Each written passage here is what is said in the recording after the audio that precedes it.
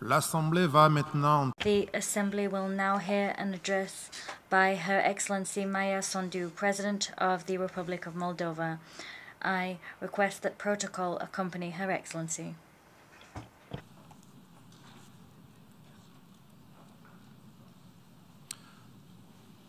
Au nom de l'Assemblée Générale, on behalf of the General Assembly, I have the honor of welcoming Her Excellency Madame Maia Sandu, President of the Republic of Moldova, and I invite her to address the Assembly. Mr. President, Mr. Secretary General, Your Excellencies, I'm standing before you today proudly representing the Republic of Moldova, a future member of the European Union. I'm grateful for the unanimous support that we received from the 27 EU member states.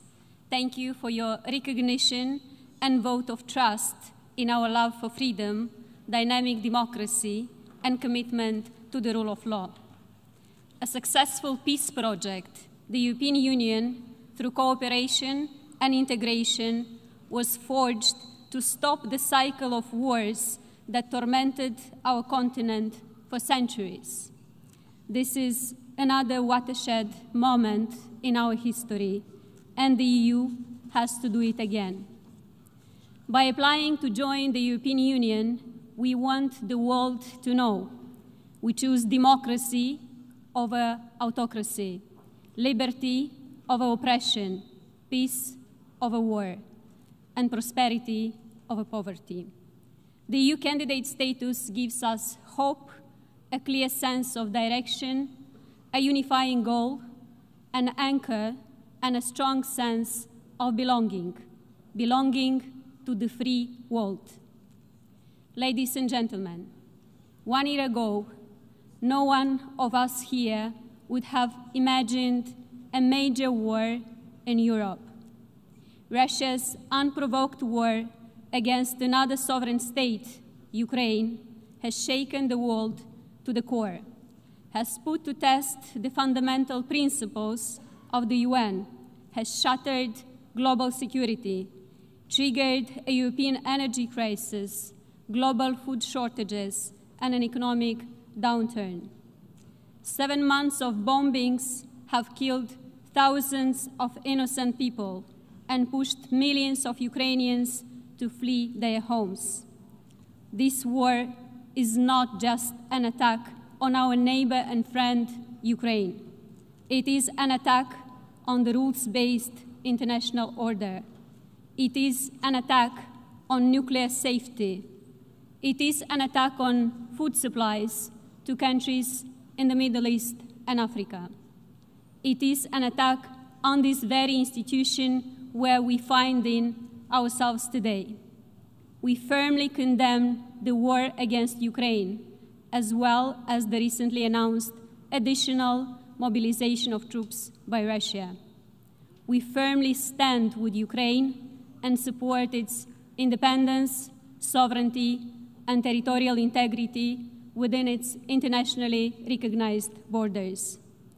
I would like to express my utmost admiration to all Ukrainians for their courage, their resilience, and their inner power to continue to do this fight for survival, justice, and freedom. It is our moral duty as an international community to continue supporting Ukraine. Ukraine is fighting today to keep all of us safe, to keep Europe safe. It needs our support. Europe, all of us, we must help Ukraine. As I stand at this tribune, I represent a country that wants peace. I represent the citizens of Moldova who, irrespective of the language that we speak, Romanian, Ukrainian, Russian, Gagauz, or Bulgarian, regardless of our ethnicity or political preferences, whether we live on the right bank of River Nistru or in the breakaway region of Transnistria, we all want peace. A country of less than 3 million people, we have sheltered more than 500,000 refugees fleeing the war. At the peak of the inflow, our population grew by 4%. some 80,000 refugees chose to stay among us. I use this opportunity to pay tribute from this high rostrum to all Moldovan families who showed unprecedented solidarity with refugees by opening their homes and hearts to those in need. I'm proud of my people. I'm also grateful to the international partners, including the United Nations, who have provided assistance in managing the humanitarian crisis. I also thank the UN Secretary General and other high-level officials who visited our country in our hour of need to show support and solidarity. My deep gratitude goes to France, Germany, Romania, and other partners for setting up the Moldovan support platform that stands by our country in these difficult times. Ladies and gentlemen, Moldova knows what it is to be a country divided by conflict. In 1992, we faced a brief but tragic war in the Transnistrian region of our country. 3 decades later, we are still trying to overcome the consequences of that conflict and reintegrate our country. The only way to achieve this is through peaceful dialogue and respect for our sovereignty and territorial integrity. As Russia has launched its war against Ukraine, we have worked harder than ever to maintain peace on both banks of Dnistru River.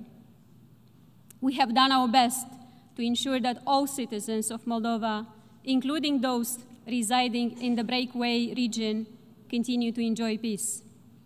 The illegal presence of the Russian military troops in the Transnistrian region infringes our neutrality and increases the security risk of our country. We call on the complete and unconditional withdrawal of Russian troops. We call on the destruction of ammunition from Kobasna stockpiles, which pose a security and environmental threat to the region as a whole. As we strive to maintain peace, our economy and society are bearing the brunt of Russia's war against Ukraine. Our resources are strained, investments have slowed down, trade and transport routes are disrupted, inflation is nearing 35%. In addition, we are facing a wide spectrum of hybrid threats, from disinformation and propaganda to cyber attacks and energy pressures. The abnormally high prices for natural gas and Russia's attempts to weaponize gas and oil supplies to Europe have triggered an unprecedented energy crisis. We are one of the most vulnerable countries in the face of this crisis. But this only makes us more determined to diversify our energy resources and decrease dependence on fossil fuels. We plan to increase the share of renewable electricity supplies from 3 to 30% in the next 3 years. This will make our country stronger and our environment healthier and safer. Distinguished audience, we all know that the only way to save the planet is joint global action against climate change. The same goes for the fight against corruption. Corruption weakens states and erodes democracies. We should take it more seriously than ever before.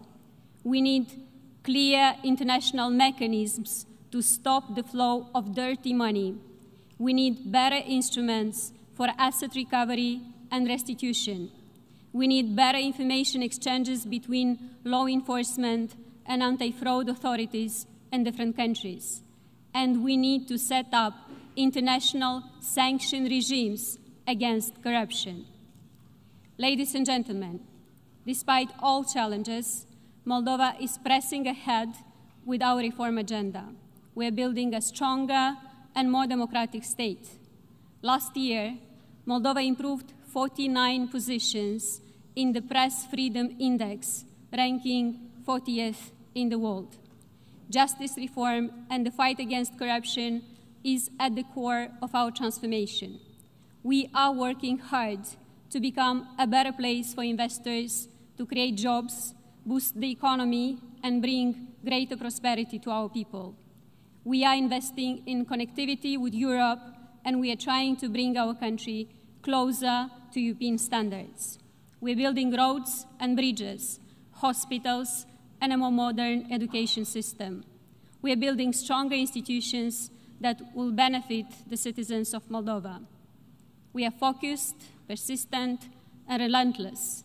We are determined to bring Moldova into the EU so that every Moldovan can have better living standards and more economic opportunities at home. This is the only way for Moldova to grow as a consolidated democracy in our part of the world during these difficult times. Ladies and gentlemen, as I come before you from a region weakened by war, an energy crisis, drought, and rampant inflation, my message is this. In the face of man-made human suffering and economic adversity, the countries of the world must stand together once again. We must do so to reaffirm the value of peace and the inviolability of human life, to defend democracy and freedom, and to uphold the right of every country to decide their own fate. Thank you.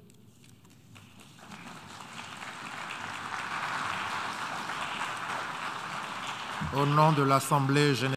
On behalf of the General Assembly, I wish to thank the President of the Republic of Moldova for her statement, and I ask Protocol to escort Her Excellency. The Assembly will now hear an address